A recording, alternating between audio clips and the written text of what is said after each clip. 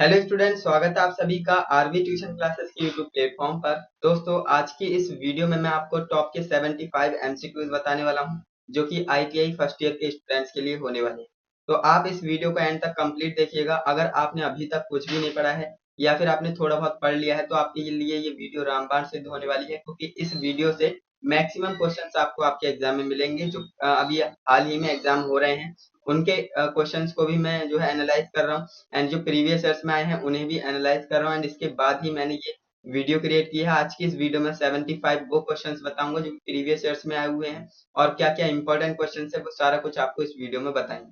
दोस्तों, आपकी जानकारी के लिए बता दें, इससे पहले मैंने आपको दो क्लासेस प्रोवाइड की थी, जिसमें पहली क्लास थी हमारी ईडी और डब्ल्यूसीएस की, है ना, जिसमें मैंने बताया था 24 नंबर वाली क्लास, है ना। यानी छह क्वेश्चन आपके किससे आएंगे, डब्ल्यूसीएस से, और 6 क्वेश्चन आएंगे ईडी से। तो 12 क्वेश्चन हो गए, और हर एक क्वेश्चन 2 नंबर का है। तो इस तरह से 24 नंबर अगर आप फिक्स करना चाहते हो तो इस क्लास को जरूर देखिएगा। उसका लिंक आपको डिस्क्रिप्शन बॉक्स में दे देंगे, या फिर आप चैनल पर जाएंगे तो आपको वीडियो मिल जाएगी। क्लियर है। एंड इसके बाद मैंने आपको एम्प्लॉयबिलिटी की एक क्लास दी थी, जिसमें आपको 75 क्वेश्चंस बताए थे, और ऐसे क्वेश्चंस बताए थे जो प्रीवियस ईयर्स में आए हैं और इस साल पूछे जा रहे हैं, है ना। ऐसे क्वेश्चंस बताए हैं, तो उन्हें आप बिल्कुल भी देखना मत भूलना। वो वीडियो भी आपको मिल जाएगी चैनल पर, या फिर आप वीडियो के डिस्क्रिप्शन को चेक कर सकते हो। तो दोस्तों, आज की ये क्लास मैं क्यों ला रहा हूँ, देखिए, काफी स्टूडेंट जो है डरे हुए हैं, उन्होंने कुछ नहीं पढ़ा है ना, और वो सोच रहे हैं थ्योरी में पास हो जाऊं वही बड़ी बात है ना। तो आप इस क्लास को देखिए, है ना। जो क्वेश्चंस मैं आपको बता रहा हूँ, 3 क्लास में आपके लिए लाऊंगा 75 क्वेश्चंस वाली, है ना। और अगर आप तीनों क्लास देख लेते हो तो पास तो आप बड़े आसानी से हो जाएंगे, है ना। बाकी आप अच्छे नंबर भी ला पाएंगे। तो चलिए दोस्तों, आज की ये शानदार वीडियो हम शुरू करते हैं, एंड देखते हैं किस टाइप के क्वेश्चन है। और हर एक क्वेश्चन को आपको बिल्कुल बारीकी से बताया जाएगा, है ना, 0 to 0। ये हमारी सीरीज होने वाली है। तो चलिए दोस्तों, क्लास शुरू करते हैं। जैसा कि मैंने आपको बताया, आज की इस क्लास में हम 75 टॉप 75 क्वेश्चंस के ऊपर बात करेंगे, है ना। तो आप देख सकते हो, पहला क्वेश्चन हमसे कह रहा है कि भैया चित्र में दर्शाए गए सुरक्षा चिन्ह का नाम बताइए। ये जो आप चित्र देख रहे हो, ये वाला साइन अगर आपने नहीं देखा है तो बड़ी दिक्कत की बात है, क्योंकि ये आपका पहला चैप्टर है ना। उसमें ही आपका जो है पहला टॉपिक ही है लगभग, है ना। तो ये आपके सुरक्षित संकेत होते हैं, ये आपने अच्छे से पढ़ा होगा। और ये हमारा कौन सा संकेत है, तो आप कहेंगे इंफॉर्मेशन साइन, है ना। क्या है इंफॉर्मेशन साइन? इससे हमें क्या मिलती है, सूचना मिलती है कि हाँ, यहाँ पर जो है क्या है, यहाँ पर प्राथमिक चिकित्सा उपलब्ध है ना, फर्स्ट एड। या फिर आपने देखा होगा, आप कभी कभी घूमने गए होंगे कहीं पर, तो आपने देखा होगा ग्रीन कलर से होर्डिंग्स बनी हुई होती हैं, और वहां पर लिखा हुआ होता है कि नैनीताल है ना, दिल्ली यहाँ पर है इतने किलोमीटर। तो वो भी क्या होता है, वो भी आपका इंफॉर्मेशन साइन के अंतर्गत आता है। तो ये बात आप अच्छे से जानते हो। तो ज्यादा टाइम नहीं लगाते हैं, ऑप्शन नंबर डी हमारा राइट आंसर हो जाएगा। क्लियर है, यहाँ तक कोई भी दिक्कत नहीं होनी चाहिए। चलिए आगे बढ़ते हैं। नेक्स्ट आप क्वेश्चन देखेंगे तो नेक्स्ट हमारा क्वेश्चन हमसे कह रहा है कि आग बुझाने में स्मूदरिंग क्या है। देखिए, दो क्वेश्चन यहाँ से बनते हैं, और दोनों क्वेश्चन आपको अच्छे से समझा देता हूँ। देखिए, स्मूदरिंग और स्टार्विंग क्या बोलेगा, स्मूदरिंग बोलेगा या फिर स्टार्विंग बोलेगा, है ना। स्मूदरिंग और स्टार्विंग। तो स्मूदरिंग में क्या होगा, देखिए स्मूदरिंग में हम क्या करते हैं, ऑक्सीजन को अलग करते हैं। ध्यान से समझिएगा, अग्नि से ऑक्सीजन को अलग करना स्मूदरिंग कहलाता है, और अग्नि से स्टार्विंग, अग्नि से ईंधन को अलग करना स्टार्विंग कहलाता है। क्लियर है। ये दोनों चीजें आप ध्यान रखिएगा। और कूलिंग पूछ लेता है, तो कूलिंग का मतलब ये होता है कि हम पानी डाल करके आग को बुझा रहे हैं, है ना, तो वो कूलिंग होगी, वो तो नॉर्मल है। लेकिन स्मूदरिंग और स्टार्विंग सबसे ज्यादा पूछा जाने वाला क्वेश्चन है, इसे आप बिल्कुल अच्छे से अपने दिमाग में फिट कर लें। मैंने आपको बताया, अगर स्मूदरिंग बोल रहा है ना, तो हम अग्नि से ऑक्सीजन को अलग करेंगे।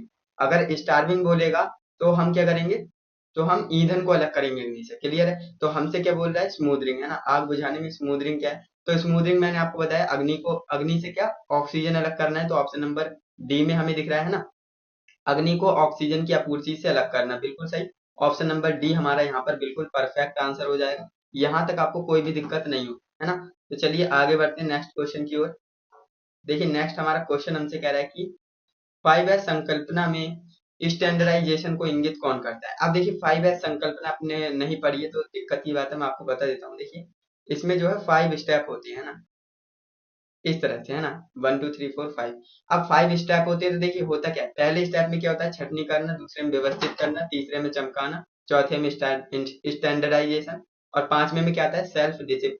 तो ये आप कहीं पर लिख लें, है ना। अगर आपको याद है अच्छी बात है, नहीं याद है तो लिख लें, जो मैंने अभी आपको बताया था। पहले में क्या होगा, छटनी करना, है ना, छांटना मतलब। दूसरे में व्यवस्थित करना, अरेंजमेंट करना। तीसरे में क्या जाएगा, व्यवस्थित करना, है ना। मैंने क्या बोला, पहले में छटनी करना, दूसरे में व्यवस्थित करना, चमकाना। हाँ, तीसरे में क्या आता है, चमकाना आता है, और चौथे में आता है स्टैंडर्डाइजेशन, और पांचवें में क्या आता है, सेल्फ डिसिप्लिन। ओके, तो ये आपको याद रखना है। तो हमसे चौथे का पूछ रहा है, तो चौथे में क्या आता है, स्टैंडर्डाइजेशन आता है ना। तो चौथा स्टेप हमारा राइट आंसर होगा, पहला और दूसरा ये नहीं होगा। क्लियर, पहला दूसरा तो वैसे ही कट गया। तो यहाँ पर और क्वेश्चन देखते हैं। बिल्कुल, तो यहाँ पर हमारा ऑप्शन नंबर डी राइट हो जाएगा, है ना। चौथे स्टेप में ही तो हमारा आता है स्टैंडर्डाइज, तो आप कहेंगे बिल्कुल ऑप्शन नंबर डी हमारा करेक्ट आंसर हो जाएगा। क्लियर है, चलिए आगे बढ़ते हैं नेक्स्ट क्वेश्चन पर। नेक्स्ट हमारा क्वेश्चन नंबर 4 हमसे कह रहा है, कौन से प्लायर का उपयोग तार के हुक और लूप बनाने में करते हैं। जो तार का अगर आपको हुक और लूप बनाना है, हुक कैसा होता है, इस तरह से, है ना, और लूप कैसा होता है, इस तरह से। तो अगर आपको ये काम करने हैं, किस प्लायर का इस्तेमाल करेंगे आप। तो देखिए, long long nose plier, flat knows plier है तो होगा नहीं। लॉन्ग नोज इसलिए नहीं होगा क्योंकि देखिए लॉन्ग नोज के भी काफी सारे टाइप्स होते हैं ना। हाफ राउंड होता है ना, फुल राउंड होता है। तो ध्यान रखेंगे, हमारा right answer option number C है, यानी हम राउंड नोज प्लायर से कर सकते हैं। राउंड नोज प्लायर का क्या होता है, यानी आधा वृत्त की तरह होता है बना, राउंड नोज प्लायर, यानी इससे हम जो है तार के हुक और लूप बना सकते हैं। क्लियर है, चलिए आगे बढ़ते हैं। तो देखिए नेक्स्ट हमारा क्वेश्चन है, पिंसर का उपयोग क्या है।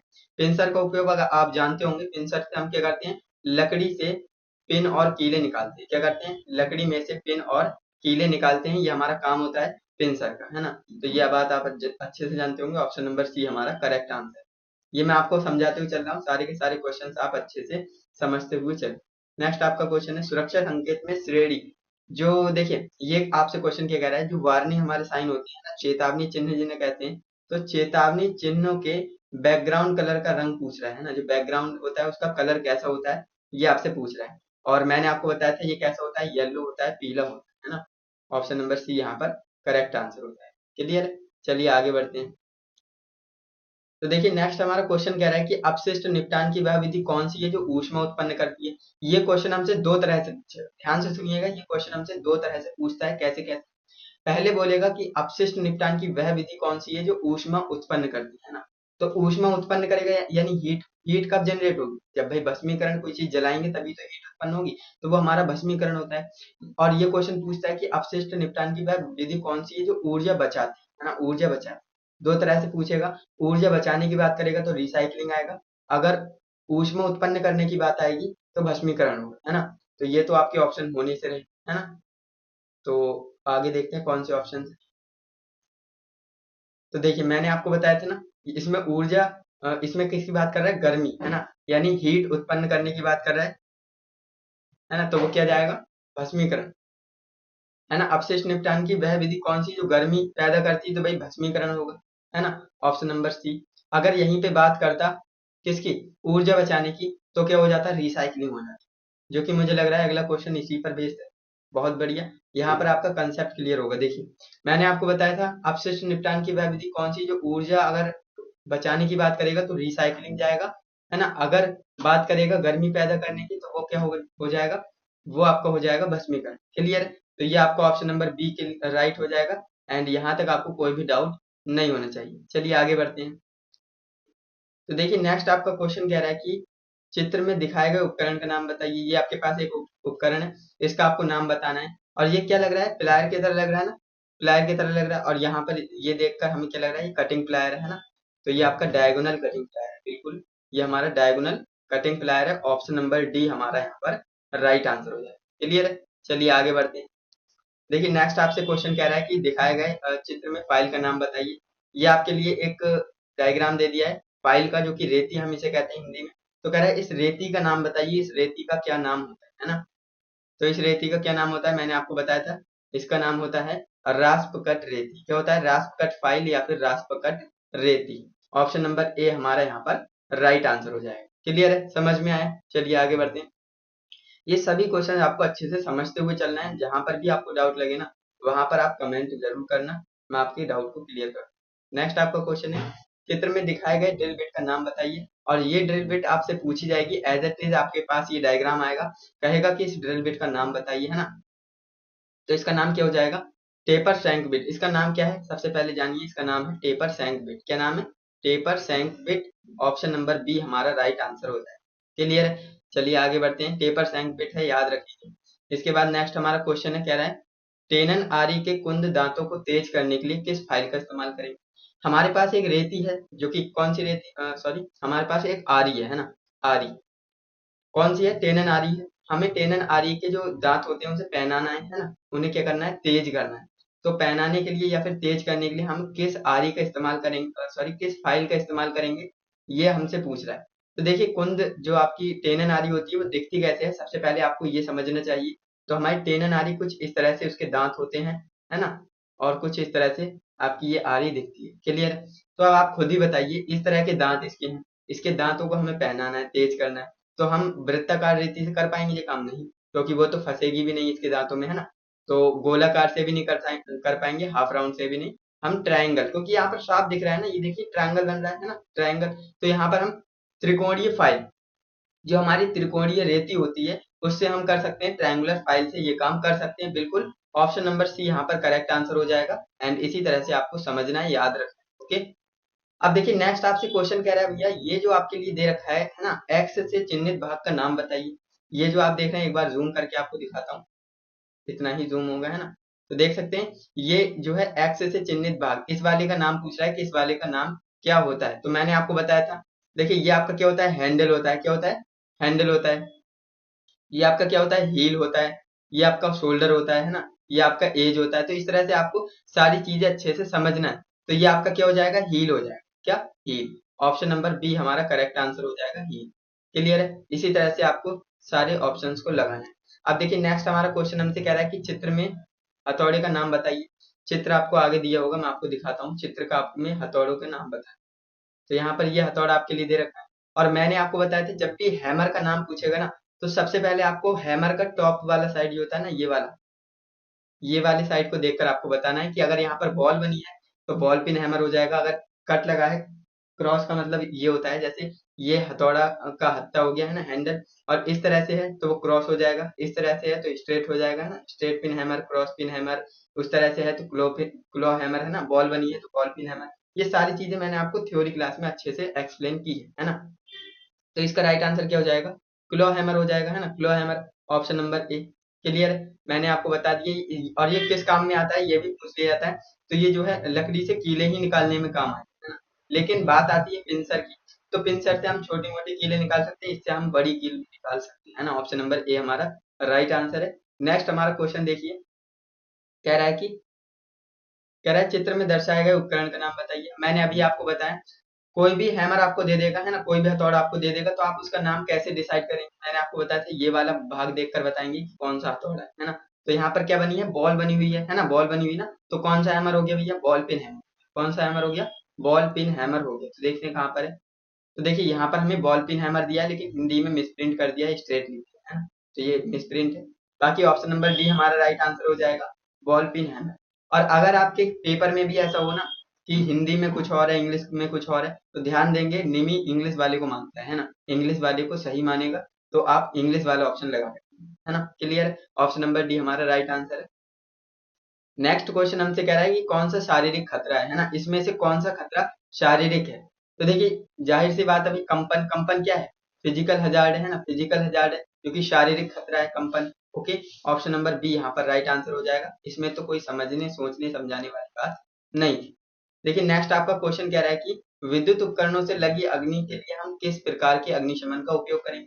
हमारे पास अगर इलेक्ट्रिकल फायर लग जाती है ना, कहीं पर विद्युत से आग लगी है, तो हम उसे कैसे बुझाएंगे, हम किस अग्निशमन का इस्तेमाल करेंगे। क्योंकि अग्निशमन यंत्र जो है काफी तरह के आते हैं। फायर एक्सटिंग्विशर कहते हैं जिसे, वो काफी सारे टाइप्स के आते हैं।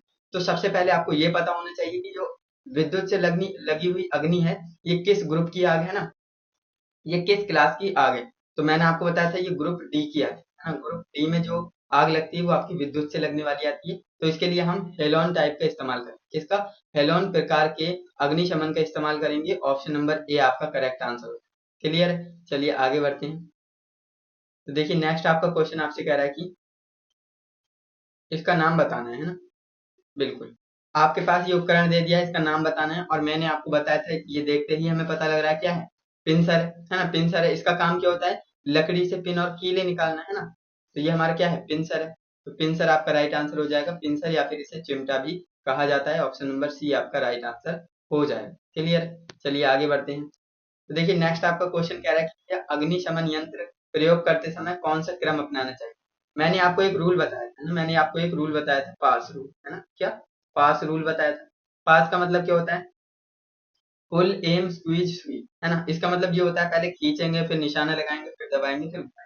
अगर आपको ये रूल अच्छा नहीं लगता है तो एक शॉर्ट ट्रिक, सिंपल सी फनी ट्रिक मैंने आपको बताई थी, जो आपके होली पर पिचकारी यूज करते हो ना, बचपन में तो की ही होगी, है ना? इस तरह से आपकी पिचकारी होती है। तो पिचकारी में आप कैसे यूज करते हो? सबसे पहले तो पानी में डालते हो, फिर क्या करते हो? खींचते हो, है ना? खींचेंगे तभी तो उसमें पानी भरेगा ना, तो खींचेंगे तो पानी भर जाएगा। फिर क्या करते हैं? फिर पानी हमारा लोड हो गया, फिर हम देखते हैं किसी व्यक्ति को निशाना लगाने का, है ना? तो निशाना देखते हैं, टारगेट हमें मिल गया, मान लीजिए टारगेट भी मिल गया। फिर आप क्या करेंगे? दबाएंगे, है ना? अब आपके सामने ऑब्जेक्ट है तो आप करेंगे कि दबाएंगे, दबाएंगे तभी पानी निकलेगा और आगे जो बंदा है वो भीग पाएगा। तो आप दबाएंगे, ठीक? दबाएंगे तो अब आप दबाएंगे तो एक तरफ तो नहीं दबाएंगे, आप घुमाते रहेंगे ऊपर नीचे, है ना? सब पूरी तरह से भीग जाए जिससे कि, तो इसीलिए ये जो है आप पिचकारी से रिलेट कर सकते हो, बाकी पिचकारी का रोल अलग है, लेकिन ये ट्रिक के माध्यम से आप याद कर सकते हो कि इस तरह से ये हम इस्तेमाल करते हैं ना। तो सिंपल सा लॉजिक है। एंड देखते हैं कहाँ पर ऑप्शन है। ऑप्शन नंबर ए आपका राइट आंसर हो जाएगा, खींचेंगे, निशाना लगाएंगे, दबाएंगे, घुमाएंगे, ठीक? ऑप्शन नंबर ए हमारा करेक्ट आंसर हो। चलिए आगे बढ़ते हैं नेक्स्ट नेक्स्ट क्वेश्चन की ओर। नेक्स्ट हमारा क्वेश्चन कह रहा है धुएं से सुरक्षा के लिए कौन सा पीपीई उपकरण हम इस्तेमाल करेंगे, है ना? पीपीई क्या होता है सबसे पहले ये जानिए। पीपीई की फुल फॉर्म होती है पर्सनल प्रोटेक्टिव इक्विपमेंट। क्या होती है? Personal protective equipment. याद रखेंगे, पूछ भी लेता है कभी कभी। तो पीपीई उपकरण आपने पढ़े होंगे, नहीं पढ़े हैं तो समझिएगा।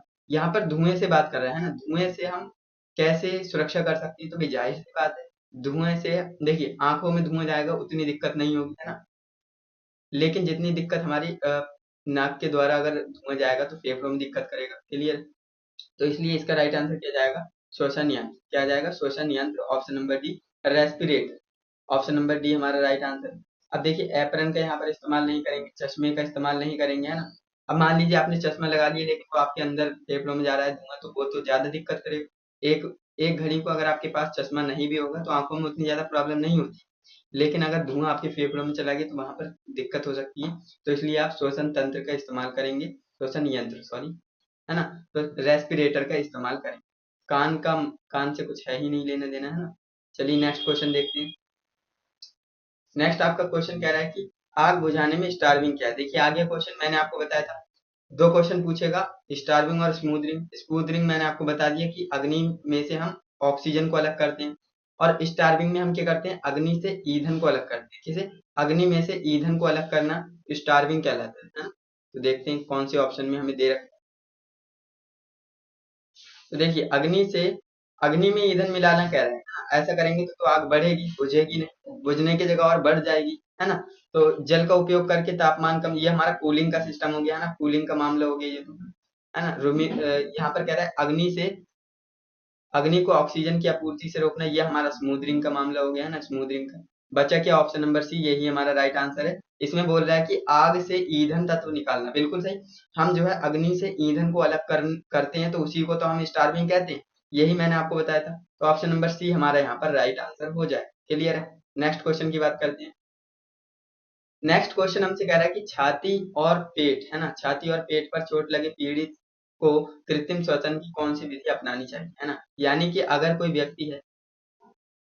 व्यक्ति है और उसके छाती और पेट दोनों तरफ क्या है? चोट लगी हुई है, तो उसके लिए कौन सी विधि आप अपनाएंगे? श्वसन विधि, है ना? श्वसन विधि आपने पढ़ी होगी तो ध्यान देंगे। यहाँ पर देखिए निमी कुछ और मानता है, वैसे कुछ और है ना? यहाँ पर निमी कुछ और मानता है और आंसर इसका कुछ और है। तो देखिए निमी इसका आंसर मानता है ऑप्शन नंबर डी, है ना? ध्यान से समझेंगे, ऑप्शन नंबर डी मानता है इसका निमी, है ना? और वैसे इसका राइट आंसर जाना चाहिए मुंह से मुंह विधि, है ना? मुंह से मुंह विधि। तो अब माने किसकी ना, बात यहाँ पर आती है कि माने किसकी। तो यहाँ पर मैं बात बताऊं, निमी की हमें माननी पड़ेगी, है ना? निमी की हमें माननी पड़ेगी, तो नंबर हमें निमी देगा, है ना? तो हमें करना क्या है? निमी के क्वेश्चन को सही मानना है। अब निमी ने ऑप्शन नंबर डी मान रखा है ना, तो हमें ऑप्शन नंबर डी ही लगा करके आना है। हालांकि डी सही नहीं है, लेकिन फिर भी हमें डी लगाना है। क्यों? क्योंकि हमें तो नंबर चाहिए, है ना? हमें तो नंबर चाहिए, तो हम ऑप्शन नंबर डी लगा करके आएंगे। लेकिन आपको कंसेप्ट भी पता होना चाहिए कि इसका राइट आंसर क्या है है ना। हालांकि निमी के काफी सारे क्वेश्चन गलत हैं, है ना, उसने गलत मान रखे हैं ऑप्शन, लेकिन क्या कर सकते हैं अब आप खुद ही बताइए।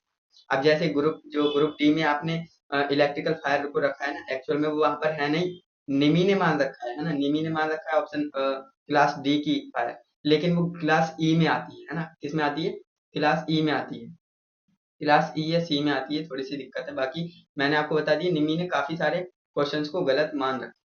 अब देखिए नेक्स्ट आपका क्वेश्चन कह रहा है बैक्टीरिया के कारण कौन सी व्यावसायिक स्वास्थ्य का खतरा संक्रमण बनता है, ये आपको बताना है। तो देखिए बैक्टीरिया की बात करेगा ना, तो जाहिर सी बात है कि जैविक खतरा होगा। कौन सा जैविक खतरा होगा, यानी बायोलॉजिकल हजार्ड होगा, है ना, biological hazard, option number B आपका करेक्ट आंसर हो जाएगा। क्लियर, चलिए आगे बढ़ते हैं। नेक्स्ट हमारा क्वेश्चन नंबर 24 है। 1 मिनट में देख लेता हूँ वीडियो की लेंथ, क्योंकि इसे देखते हुए चलना पड़ता है। ये जो हमारा सॉफ्टवेयर है जिसमें मैं वीडियो रिकॉर्ड कर रहा हूँ, इसमें मैक्सिमम लिमिट है कि 1 घंटे से ज्यादा वीडियो रिकॉर्ड नहीं होगी। अगर मैं कवर नहीं कर पाया तो क्वेश्चन छूट जाएंगे, तो इसलिए मुझे देखते हुए स्पीड को मेंटेन करते हुए चलना है। क्लियर है, तो देखिए नेक्स्ट हमारा क्वेश्चन 24 नंबर कह रहा है कि सिर पर चोट लगने तथा मृत्यु सिर पर चोट लगने लगने तथा मृत्यु के जोखिम वाले पीड़ित के, अच्छा स्वर्णिम घंटे की बात कर रहा है यहाँ पर, गोल्डन आवर की बात क्या कर रहा है, गोल्डन आवर की बात कर रहा है, जो कि मैंने आपको बता रखा है कितना होता है, शुरुआत का 30 मिनट, है ना, फर्स्ट का 30 मिनट क्या होता है, गोल्डन आवर होता है। किसके लिए, जिसके सर पर चोट लगी है। मान लीजिए किसी के सर पर चोट लगी है, तो अगर आपने उसे 30 मिनट से, जो फर्स्ट के 30 मिनट होंगे शुरुआत के, उसमें आपने हॉस्पिटल नहीं ले गए, तो वो जो है निपट सकता है। तो इस बात को आप ध्यान रखेंगे, ऑप्शन नंबर बी इसका राइट आंसर हो जाएगा, है ना, फर्स्ट 30 मिनट्स। क्लियर है, चलिए आगे बढ़ते हैं। देखिए नेक्स्ट आपका क्वेश्चन कह रहा है कि पीड़ित की किस स्थिति को कोमा कहा जाता है, कोमा किस स्थिति को कहा जाएगा। तो देखिए इसका राइट आंसर आपका जो है, देखिए बेहोश होना, लेकिन जवाब दे सकता है, जवाब तो देता ही नहीं है ना, तो ये तो आपका वैसे ही नहीं होगा, है ना। नेक्स्ट क्वेश्चन, नेक्स्ट ऑप्शन से देखते हैं।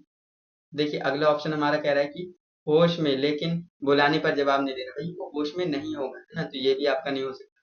सांस लेना और बुलाने पर जवाब देना, जवाब तो देता ही नहीं, ये भी नहीं होगा बच्चा, क्या ऑप्शन नंबर डी यही राइट है।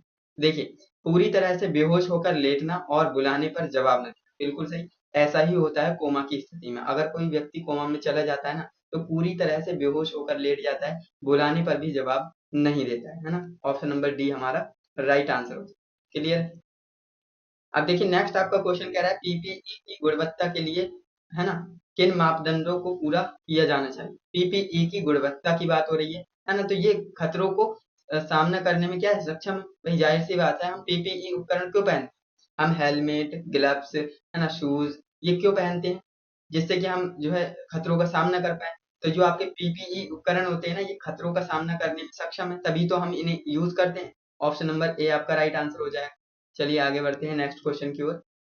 नेक्स्ट हमारा क्वेश्चन कह रहा है वायर गेज, है ना, जो मानक वायर गेज है, जिसे हम स्टैंडर्ड वायर गेज कहते हैं, है ना, SWG, इसकी फुल फॉर्म याद कर लीजिए, क्योंकि ये फुल फॉर्म हमसे पूछी जाती है, हो सकता है एम्प्लॉयबिलिटी में पूछ ले, या फिर हो सकता है आपसे थ्योरी में ही पूछ ले, है ना। तो SWG और AWG दो होते हैं, एक अमेरिका वाला होता है जिसे हम AWG कहते हैं, और एक अपना इंडिया वाला है SWG स्टैंडर्ड वायर गेज, और AWG American wire gauge. Clear है, तो दोनों याद रखिएगा। बाकी मैं आपको बता देता हूँ कि मानक गेज SWG में तारों को आकार, जो तार के आकार को मापने की जो संभावित सीमा है ना, मैक्सिमम और मिनिमम, यानी कहाँ से कहाँ तक के वायर को आप कंडक्टर को माप सकते हो स्टैंडर्ड वायर गेज से, तो वो बताना है। तो मैंने आपको बताया था कितना, 0 से 36, है ना। आपने देखा हो तो आपको पता होगा, जो आपका स्टैंडर्ड वायर गेज होता है ना, उसमें आप मिनिमम 0 और मैक्सिमम 36 नंबर तक आप वायर को माप सकते हो, है ना। तो यहाँ पर मैं आपको दिखाता हूँ, देखिए ऑप्शन नंबर डी, है ना, ऑप्शन नंबर डी हमारा राइट आंसर हो जाएगा, 0 से 36। याद रखेंगे, काफी आसान क्वेश्चन और पूछा भी जाता है। नेक्स्ट आपका क्वेश्चन है चित्र में दिखाए अनुसार जोड़ का नाम बताइए, ये वाला ये जोड़ आप कैसे याद रख सकते हैं। देखिए यहाँ पर आप ध्यान देंगे ना, तो यहाँ पर हमें गांठ की तरह दिख रही है ना, यहाँ पर क्या है, गांठ लगाई हुई, तो गांठ को इंग्लिश में क्या कहते हैं, नॉट कहते हैं, क्या कहते हैं, नॉट कहते हैं। तो नॉट वाला आपका आंसर हो जाएगा। देखिए यहाँ पर कह रहा है नॉट टैप जॉइंट, है ना, नॉटेड टैप जॉइंट, बिल्कुल ऑप्शन नंबर बी हमारा राइट आंसर हो जाएगा, नॉटेड टैप जॉइंट। क्लियर है, इस तरह से आप इसे याद रख सकते हैं। देखिए जितनी भी ट्रिक्स पॉसिबल है क्वेश्चन के आंसर को याद करने की, वो भी मैं आपको बताऊं, है ना। तो देखिए ये आपका हो गया। नेक्स्ट आप क्वेश्चन की ओर बढ़ते हैं। तो देखिए नेक्स्ट हमारा क्वेश्चन है कह रहा है कि XLPE केबल का पूर्ण रूप बताइए, है ना। जो XLPE केबल है इसकी फुल फॉर्म पूछ रहा है। जो XLPE है इसकी फुल फॉर्म क्या होती है, मैंने आपको बताया था क्या होता है, क्रॉस लिंक्ड पॉलीइथेलीन। क्या होता है, क्रॉस लिंक्ड पॉलीइथेलीन। याद रखेंगे तो इसका राइट आंसर क्या हो जाएगा, cross linked polyethylene. Option number c आपका राइट आंसर है। क्लियर है, इस तरह से आपको ये याद रखना है क्योंकि ये भी पूछा जाने वाला क्वेश्चन है। नेक्स्ट आपका क्वेश्चन कह रहा है तांबे के परमाणु के संयोजक कोष में कितने इलेक्ट्रॉन होते हैं। अब भाई ये तो काफी बेसिक क्वेश्चन है, 10th क्लास में आपने केमिस्ट्री पढ़ी होगी थोड़ी बहुत, तब भी आप जानते होंगे। तांबे, है ना, कॉपर की बात कर रहे हैं। कॉपर का सबसे पहले एटॉमिक नंबर कितना होता है, तो ये 29 होता है, आप जानते हो अच्छे से। तो कह रहा है कि जो तांबा है उसके अंतिम कोश में कितने इलेक्ट्रॉन होते हैं, है ना। अंतिम क्लॉक जो संयोजी इलेक्ट्रॉन होता है वो अंतिम कोश में ही होगा, है ना। तो अंतिम कोश में कितना होते हैं, मैंने आपको एक ट्रिक बताई थी, 2, 8, 18, इस तरह से चलता है ना। तो गिन लो अब कितने हो गए, 18 और 2 20 और 8 28 होगा और 1 29, ये आपका हो जाएगा, है ना। तो देखिए अंतिम कोश की बात करें तो अंतिम कोश कितना है, 1 इलेक्ट्रॉन है। अंतिम कोश में कितना है, 1 इलेक्ट्रॉन है। ये क्वेश्चन इस तरह से भी पूछा जाता है कि तांबे के तीसरे कोश में कितने इलेक्ट्रॉन्स होते हैं, तो ध्यान रखेंगे 18 होते हैं, है ना, 18 होते हैं, है ना। अगर वो बोलेगा कि तांबे के द्वितीय कोश में कितने इलेक्ट्रॉन होते हैं, तो 8 होते हैं। इस तरह से आपको ये पता होना चाहिए, है ना। तो अगर हमें हमें बोल रहा है कि तांबे के परमाणु के संयोजक कोष में, और संयोजक कोष हमारा लास्ट वाला होता है ना, तो लास्ट वाले में कितने हैं, देखिए 1 है ना, इसी को हम संयोजी कोष कहते हैं। ऑप्शन नंबर ए हमारा राइट आंसर हो जाएगा, ए। क्लियर है, समझ में आया ना। चलिए आगे बढ़ते हैं नेक्स्ट क्वेश्चन की ओर। नेक्स्ट हमारा क्वेश्चन है नियॉन लैंप में विद्युत धारा का प्रवाह क्या कहलाता है ना। नियॉन लैंप आपने देखी होगी, तो नियॉन लैंप में विद्युत धारा का प्रवाह क्या कहलाता है। देखिए हीटिंग इफेक्ट तो नहीं कहलाएगा, है ना। चुंबकीय प्रभाव, रासायनिक प्रभाव, ये पता नहीं कहाँ से ऑप्शन दे दिए। आपका right answer option number D है, गैस आयनीकरण प्रभाव। क्या है, गैस आयनीकरण प्रभाव। ऑप्शन नंबर डी आपका बिल्कुल राइट आंसर है। जो भी ऑप्शन नंबर डी लगा रहे हैं बिल्कुल राइट आंसर है, इसी तरह से आपको आंसर लगाना है। नेक्स्ट क्वेश्चन आप देख सकते हैं, नेक्स्ट हमारा क्वेश्चन हमसे कह रहा है कि इंसुलेशन प्रतिरोध की इकाई क्या है ना। इंसुलेशन प्रतिरोध, सबसे पहले समझिए इंसुलेशन की बात कर रहा है। इंसुलेशन किसे कहते हैं भैया, तो यहाँ पर मैं आपको दिखाऊं तो ये मेरे पास क्या है, वायर है एक, है ना। ये आप देख पाएंगे मेरे पास वायर है। अब ये वायर कैसा है, फ्लेक्सिबल है सबसे पहली बात, और इसके ऊपर क्या होता है, ये एल्यूमिनियम, इसके ऊपर इंसुलेशन चढ़ी हुई होती है जिससे कि करंट नहीं लगता है ना। अगर इस वायर में करंट भी जा रहा होगा ना, तब भी मैं इसे पकड़ करके कुछ भी कर सकता हूँ, है ना, मुझे करंट नहीं लगने वाला। क्यों, क्योंकि ये जो है इंसुलेटेड है ना, इसके ऊपर क्या है, इंसुलेशन चढ़ी हुई है। और इस इंसुलेशन का रेजिस्टेंस आपसे पूछ रहा है ना, इंसुलेशन प्रतिरोध की इकाई बताना है कि कितना इंसुलेशन होता है। तो देखिए जाहिर सी बात है भाई, इंसुलेशन, मैंने आपको एक बात बताई थी, करंट और रेजिस्टेंस क्या होते हैं भैया, एक दूसरे के कट्टर दुश्मन होते हैं। देखिए अगर करंट बढ़ रहा है ना, तो रेजिस्टेंस क्या होगा, घटेगा। ध्यान से समझिएगा, अगर करंट बढ़ेगा तो रेजिस्टेंस ऑटोमेटिकली कम हो जाएगा। अगर रेजिस्टेंस बढ़ रहा है तो करंट क्या हो जाएगा, कम हो जाएगा, है ना। एक एक बढ़ेगा तो दूसरा अपने आप को घटा लेगा।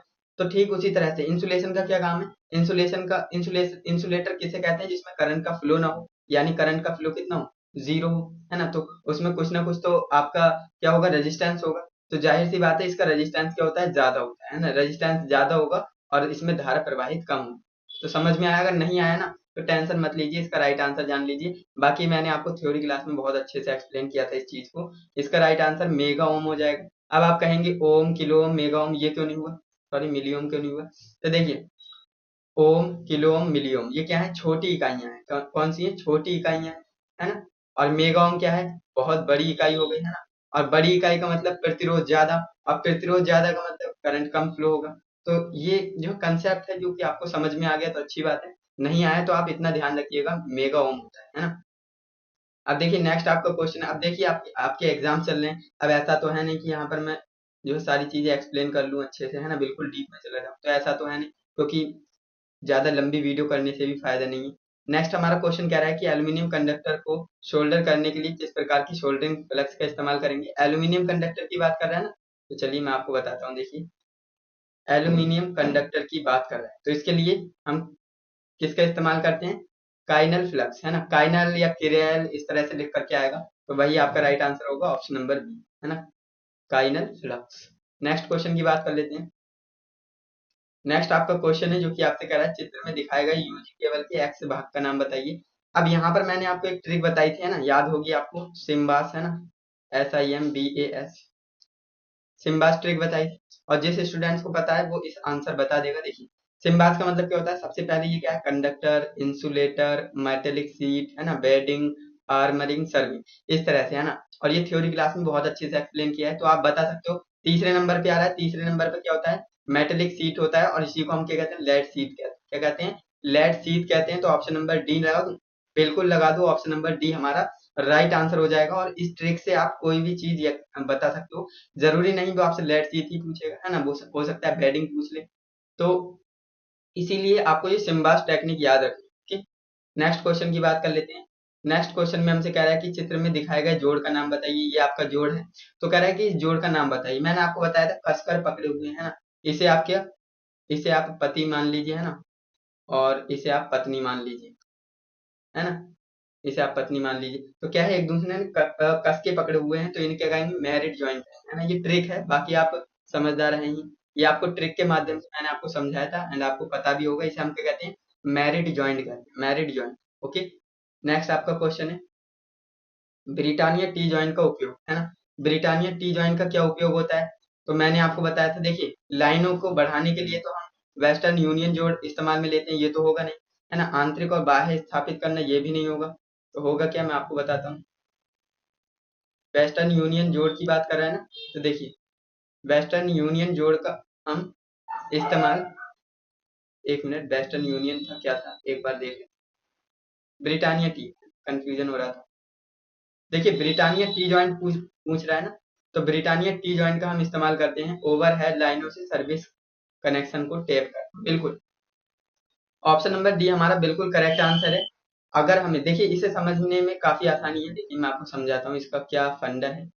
जैसे मान लीजिए यहाँ से कोई वायर जा रहा है ना, इसमें इलेक्ट्रिसिटी जा रही है, और मुझे क्या करना है, यहाँ से सर्विस लाइन लेना है, यानी मुझे यहाँ से करंट लेना है। तो मैं क्या करूंगा, वायर डाल के थोड़ा सा टेपिंग वगैरह करके यहाँ से इस तरह से ले लूंगा करंट, है ना। तो मुझे भी, तो ये आपका क्या है, ब्रिटानिया टी जॉइंट है। लेकिन अगर बात करता, यहाँ पर मेरे जो है वायर बढ़ाना है मुझे, तो मैं वेस्टर्न यूनियन जोड़ का इस्तेमाल करता, है ना। तो ये चीजें आपको समझ में आ रही होंगी, अगर आ रही हैं अच्छी बात है, वरना इसका जो राइट आंसर है ऑप्शन नंबर डी है। इतना आप याद रखिए, ठीक? क्योंकि क्वेश्चन पूछा जाता है। नेक्स्ट आपसे क्वेश्चन कह रहा है कि इसमें एक्स से चिन्हित भाग का नाम बताइए। एक्स से चिन्हित भाग का नाम क्या है, तो ये भी मैंने आपको बताया था, क्या है, लेड शीट। क्या है, लेड शीट। ऑप्शन नंबर कौन सा, ऑप्शन नंबर सी आपका राइट आंसर हो जाएगा। नेक्स्ट हमारा क्वेश्चन हमसे कह रहा है कि, जो कि थ्योरी का लास्ट क्वेश्चन है, कह रहा है यूजी केबल में बेड इंसुलेशन का क्या काम है ना। जो यूजी केबल होती है, इसमें बेड इंसुलेशन का क्या काम होता है। तो बेड इंसुलेशन का काम, देखिए केबल को यांत्रिक क्षति से बचाना, है ना। और कह रहा है कि केबल को नमी से या गैसों से बचाना, बेड इंसुलेशन। बेडिंग की बात करें ना, तो सिम्बास मैंने आपको ट्रिक बताई, सिंपल सी है ना, सिम्बास। तो देखिए बेडिंग क्या कर रहा है, जो मेटेलिक सीट है, उसको क्या कर रहा है, क्षति से बचा रहा है ना। केबल को यांत्रिक क्षति से बचाता है। एक मिनट और ऑप्शन देख लूंगा, कंफ्यूजन नहीं होती है। हाँ, धात्विक कवच को क्षरण से बचाता है, बिल्कुल। ऑप्शन नंबर डी के साथ जाएंगे। ऐसा क्यों, क्योंकि देखिए मेटेलिक सीट, मैंने आपको सिंपल सी ट्रिक बताई है, अगर आपको ये याद है तो। देखिए सिम्बास, अब इसमें क्या पूछ रहा था, कह रहा था कि बेडिंग क्या काम करता है। तो बेडिंग किसकी रक्षा कर रहा है, मेटेलिक सीट की कर रहा है, यहाँ से आप देख सकते हैं। तो मेटेलिक सीट यानी धात्विक कवच को क्या कर रहा है, क्षरण से बचा रहा है ना, क्षरण से बचा रहा है। तो ऑप्शन नंबर डी आपका राइट आंसर हो जाएगा। क्लियर। तो यहाँ से हमारी स्टार्ट हो जाती है भैया workshop calculation and science. Theory हमने कंप्लीट कर ली और लगभग आधा घंटा हो गया है। अब यहाँ से थोड़ा सा फास्ट चलना पड़ेगा, क्योंकि क्वेश्चंस ज्यादा हैं, टाइम कम है ना। तो यहाँ तक अगर आपके, देखिए 38 क्वेश्चंस मैंने आपको बताए हैं। 38 क्वेश्चंस में से कितने सही हैं, आपको बिल्कुल जेन्युइन और सही तरीके से बताना है, झूठ नहीं बोलना है ना। कमेंट कर दीजिए थ्योरी में आपके कितने सही। इसके बाद हम WCS को स्टार्ट कर रहे हैं। इसके 6 क्वेश्चंस कराऊंगा, इन कितने सही थे वो आप मुझे कमेंट में जरूर बताना। क्लियर है, तो चलिए अब हम स्टार्ट करते हैं WCS को, है ना। तो देखिए WCS में क्या कह रहा है, इकाइयों की प्रणाली दो कौन सी है। जैसा कि आप जानते हो इकाइयों की प्रणाली दो होती है, तो कौन कौन सी होती है, मैंने आपको बताया था, मौलिक और व्युत्पन्न। कौन सी, मौलिक और व्युत्पन्न। जो भी ऑप्शन नंबर सी लगा रहे हैं बिल्कुल करेक्ट है। मौलिक और व्युत्पन्न दो तरह की इकाइयां होती हैं।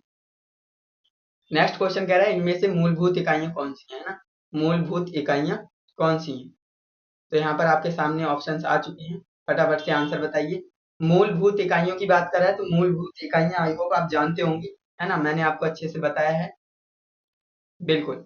यहाँ पर बात करें मूलभूत की, तो मैंने आपको एक ट्रिक बताई थी, MLT। क्या बताई थी? MLT।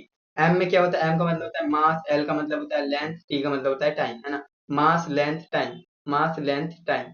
तो देखिए कहाँ पर है मास और लेंथ और टाइम, यानी द्रव्यमान, लंबाई और समय। बिल्कुल ऑप्शन नंबर बी में मिल रहा है ना? ऑप्शन नंबर बी आपका करेक्ट आंसर हो जाएगा, लंबाई, द्रव्यमान और समय। बिल्कुल, option number B is the correct answer. Next हमारा क्वेश्चन कह रहा है भैया एमकेएस में एम का क्या मतलब? मैंने आपको एमकेएस के बारे में भी बताया था, मीटर किलोग्राम सेकंड। इसकी फुल फॉर्म क्या होती है? Metre kilogram second. अब आपको क्या बताना है? एमकेएस में एम का मतलब बताना है, और एम का मतलब क्या होता है? मीटर होता है ना? मीटर होता है। ऑप्शन नंबर बी हमारा राइट आंसर हो जाए। क्लियर? चलिए आगे बढ़ते हैं नेक्स्ट क्वेश्चन की ओर। कह रहा है कि 1 इंच में कितने मिलीमीटर होते हैं, है ना? 1 इंच में कितने मिलीमीटर होती है? काफी जो है बेसिक क्वेश्चन है, इसका आप आंसर जानते होंगे। 25.4 मिलीमीटर होते हैं। कितने होते हैं? 25.4 मिलीमीटर। लेकिन यहाँ पर ध्यान देने वाली बात यह है कि यहाँ पर आपसे बोल सकता है कि जो हमारा ये क्वेश्चन है, इसमें आपसे बोल सकता है कि सेंटीमीटर, है ना? कितने सेंटीमीटर होते हैं, ये भी आपसे बोल सकता है। तो सेंटीमीटर की बात करेगा तो ध्यान देंगे, सेंटीमीटर की बात करेगा तो 2.54 सेंटीमीटर हो जाएंगे। कितने हो जाएंगे? 2.54 सेंटीमीटर हो जाएंगे। क्लियर? चलिए आगे बढ़ते हैं। नेक्स्ट हमारा क्वेश्चन कह रहा है जो कि हमारा WCS का स्टार्ट हो गया, WCS ही चल रही है ना? देखिए 0.0000659 ये हमारे पास है ना? तो यहाँ पर हमें कह रहा है कि प्रतिशत में बदल, कह रहा है कि भिन्न को साधारण भिन्न में बदल। पॉइंट हटाएंगे, पॉइंट के राइट साइड में कितने डिजिट हैं? 1 2 3 4 5 6, 6 हैं तो 6 जीरो बढ़ जाएंगे, और क्या हो, है ना? और क्या हो, इस तरह से। तो 5 6 9, है ना? सॉरी, 6 5 9 बटे कितने आ जाएंगे? बिल्कुल, यहाँ पर जो है राइट आंसर क्या हो जाएगा? देखिए यहाँ पर आपको समझाने में थोड़ी सी वो हो रही है, क्योंकि यहाँ पर जो कैमरा अच्छे से कैच नहीं कर पा रहा है। देखिए यहाँ पर मैंने आपको क्या बताया था? 0.0000659। अब देखिए जाहिर सी बात है, आप पॉइंट हटाते हो तो जो पॉइंट के राइट साइड में जितने भी डिजिट होते हैं उतने जीरो बढ़ा देते हो, तो यहाँ पर कितने? 6 जीरो बढ़ जाएंगे, है ना? 6 जीरो बढ़ जाएंगे। अब किसी भी संख्या के लेफ्ट साइड में जीरो का कोई मतलब नहीं होता है, तो इन्हें आप हटा देंगे, है ना? बचेगा क्या ऊपर? 5 6 5 9 बटे 1 और 6 जीरो, है ना? तो देखते हैं कहाँ पर है। ऑप्शन नंबर डी में आपको दिख रहा होगा, है ना? ऑप्शन नंबर डी में आपको दिख रहा है, ऑप्शन नंबर डी ही आपका करेक्ट आंसर होगा। क्लियर? चलिए आगे बढ़ते हैं। तो देखिए नेक्स्ट हमारा क्वेश्चन कह रहा है कि 529 का वर्गमूल कितना होता है? ये क्वेश्चन भी मैंने आपको बता रखा है कि 529 का वर्गमूल कितना होता है ना? 23 होता है। कितना होता है? 23 होता है। और इसे आप याद ही कर लीजिए। अगर मैं आपसे बोलूं 20 का वर्गमूल कितना होगा स्क्वायर रूट, तो आप कहेंगे 400 होगा। अगर मैं आपसे कहूँ 25 का कितना होगा, आप कहेंगे 625 होगा। अब भैया जाहिर सी बात है, 529 कहाँ आ रहा है? 400 और 625 के बीच में ही आ रहा है, तो कहीं ना कहीं इन दोनों के बीच का ही स्क्वायर होना चाहिए, 20 और 25 का, है ना? तो 13 का तो होगा नहीं, है ना? 33 43 का नहीं होगा, 23 का हो जाएगा। Option number B correct answer हो जाएगा। क्लियर है? समझ में आया? चलिए आगे बढ़ते हैं। नेक्स्ट क्वेश्चन कह रहा है कि चित्र में दिखाई गई सामग्री प्रतीक जो आपका कन्वेंशन साइन होता है, इसका नाम पूछ रहा है। और कन्वेंशन साइन का नाम मैंने आपको बताया था किस तरह से बताते हैं ना? तो ये आपका राइट आंसर हो जाएगा जल का। लिक्विड है भाई, देख कर ही पता लग रहा है क्या है, लिक्विड पदार्थ है, तो यहाँ पर जल इसका राइट आंसर हो जाएगा। एंड यहाँ पर एक और क्वेश्चन था जो कि हमसे कह रहा है इसका कन्वेंशन साइन बताइए। लकड़ी लग रहा है ना, देखते ही पता लग रहा है कि लकड़ी है, तो ऑप्शन नंबर सी इसका राइट आंसर हो जाएगा। ये काफी आसान क्वेश्चन है, इसलिए पर टाइम में नहीं लगा रहा हूँ, है ना? इसके बाद नेक्स्ट हमारा क्वेश्चन है भाई इसका नाम बताइए। इससे भी आपने बचपन में बहुत खेला है, क्या है? चांदा है। क्या चांदा है? जिसे हम क्या कहते हैं? प्रोट्रैक्टर कहते हैं। ऑप्शन नंबर बी हमारा राइट आंसर हो जाएगा। क्लियर? नेक्स्ट हमारा क्वेश्चन है जो कि कह रहा है सेट स्क्वायर का नाम बताएं। ये सेट स्क्वायर आप देख रहे हैं, ये सेट स्क्वायर 45 डिग्री का है ना? 60 और 30 का भी आता है, वो अलग होता है। ये आपका 45 वाला है। ऑप्शन नंबर डी यहाँ पर राइट आंसर हो जाएगा। क्लियर है? चलिए आगे बढ़ते हैं। नेक्स्ट आपका क्वेश्चन है कंपास का उपयोग किसको ड्रॉ करने में करते हैं? आयत, वर्ग हम इससे ड्रॉ नहीं कर सकते, इससे हम सर्कल ड्रॉ करते हैं। भाई जाहिर सी बात है, कंपास से आप क्या ही ड्रॉ कर सकते हो? वृत्त, है ना? वृत्त ड्रॉ कर सकते हो या फिर सर्कल। ऑप्शन नंबर सी यहाँ पर करेक्ट आंसर हो जाएगा। नेक्स्ट क्वेश्चन है जो कि इंजीनियरिंग ड्राइंग का आ गया है ना, जो कि इंजीनियरिंग ड्राइंग ही चल रही है। एक मानक अभ्यास है ना, इसका शीर्ष ब्लॉक की स्थिति बतानी है। तो मैंने आपको बताया था डाउन राइट साइड है ना, नीचे और दाहिनी ओर होना चाहिए। देखिए नीचे भी है और दाहिनी ओर भी है, बहुत बढ़िया, यही आपका राइट आंसर हो जाएगा। इसके बाद अब देखिए यहाँ से इम्प्लॉयबिलिटी स्किल स्टार्ट हो जाती है, और ये आपको अच्छे से समझना है ना, इम्प्लॉयबिलिटी स्किल को अच्छे से समझना है। ये हमसे क्या कह रहा है, कह रहा है कि नौकरी या काम में होना चाहिए। नौकरी या काम में क्या होना चाहिए, तो नौकरी या काम में रोजगार होना चाहिए, है ना, ऑप्शन नंबर ए जाएगा। अब देखिए यहाँ से थोड़ा सा फास्टली लेंगे क्योंकि यहाँ पर जो है टाइम जो है कम है, क्वेश्चन थोड़े ज्यादा।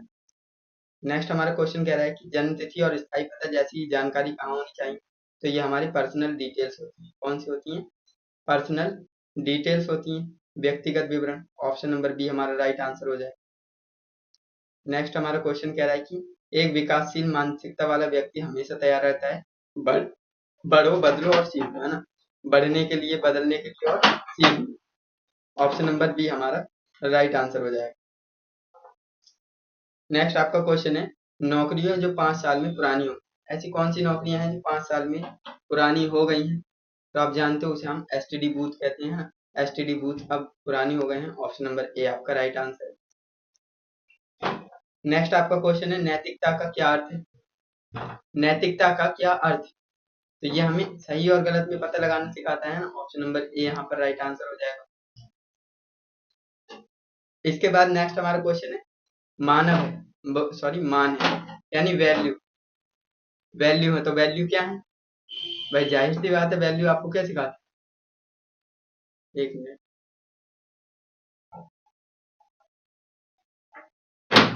तो देखिए वैल्यू आपको क्या सिखाती है, हमारे दृष्टिकोण और कार्यवाही को प्रेरित करती हैं, बिल्कुल, ऑप्शन नंबर बी यहाँ पर राइट आंसर हो जाए। नेक्स्ट हमारा क्वेश्चन है, कह रहा है कि संविधान के उद्देश्य और सिद्धांत के बारे में संक्षिप्त विवरण है, तो उसे हम क्या कहेंगे, उसे हम पाठ्य उसे हम पाठ्यक्रम कहेंगे, है ना, उसे हम पाठ्यक्रम कहेंगे, ऑप्शन नंबर ए लगा दें। नेक्स्ट हमारा क्वेश्चन है अनुचित पद को पहचानिए।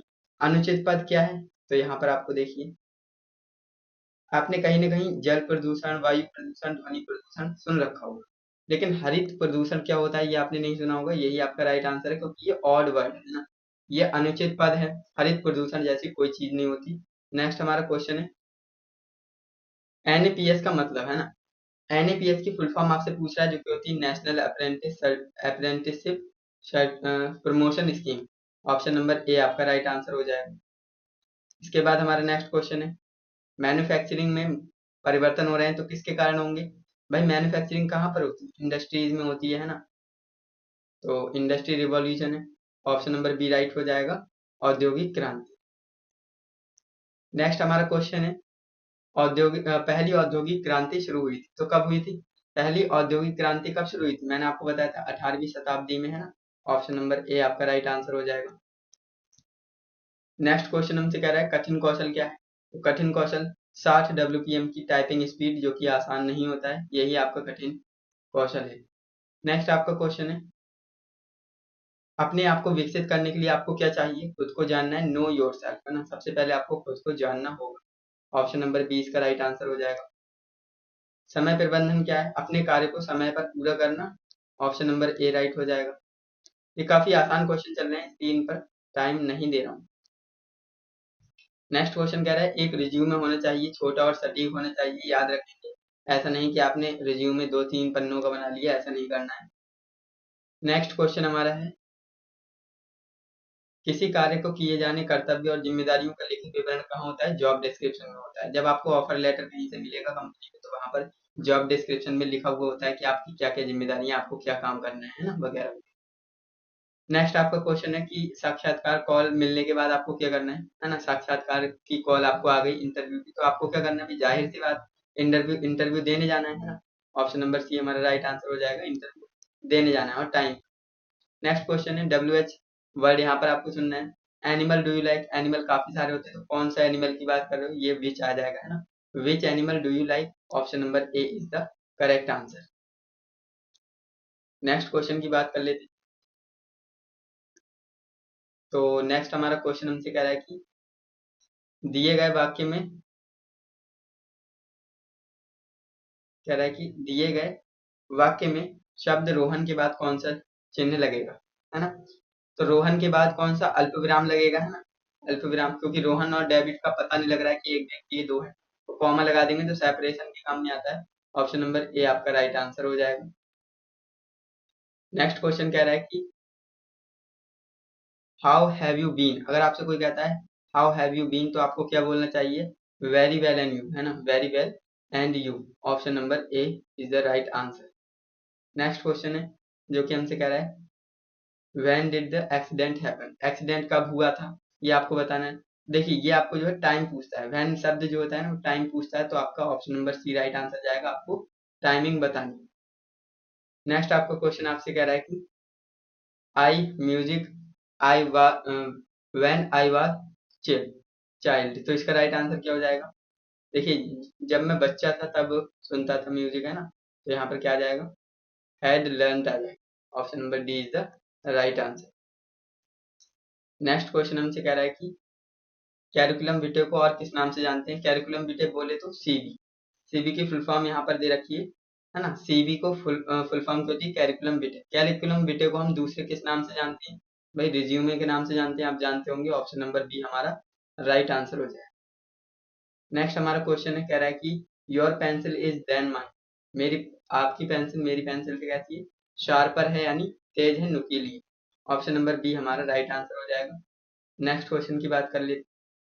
नेक्स्ट और लास्ट क्वेश्चन इस वीडियो को 75 नंबर, जो कि कह रहा है we to the zoo after breakfast, यानी यहाँ पर क्या आना चाहिए, वेंट, आर या हैड। देखिए जाहिर सी बात है हम जो है ब्रेकफास्ट करने के बाद जू जाएंगे, यानी वेन विल की बात हो रही है, यानी फ्यूचर की बात हो रही है, तो वेन तो आ नहीं सकता, गोइंग नहीं आएगा, गॉन नहीं आएगा ना, यहाँ पर आएगा विल को। क्या आएगा, विल को आएगा। ऑप्शन नंबर डी आपका करेक्ट आंसर होगा। क्लियर।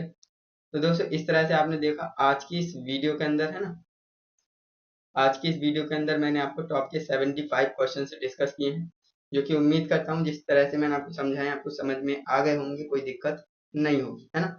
अगर आपको वीडियो अच्छी लगी है तो वीडियो को लाइक कर देना, चैनल पे नए हो तो चैनल को सब्सक्राइब भी कर लेना, जिससे कि आने वाली वीडियो की नोटिफिकेशन आपको मिलती रहे, है ना। और कमेंट करके जरूर जाइएगा, एक प्यारा सा कमेंट कर देना इस वीडियो के नीचे, जिससे कि मैं आपके कमेंट को पढ़ सकूं और रिप्लाई भी कर सकूं। क्लियर। तो चलिए दोस्तों आज की इस वीडियो को इतना ही रहने देते हैं, मिलते हैं नेक्स्ट इंटरेस्टिंग इन्फॉर्मेटिव वीडियो के साथ। तब तक के लिए जय हिंद, वंदे मातरम।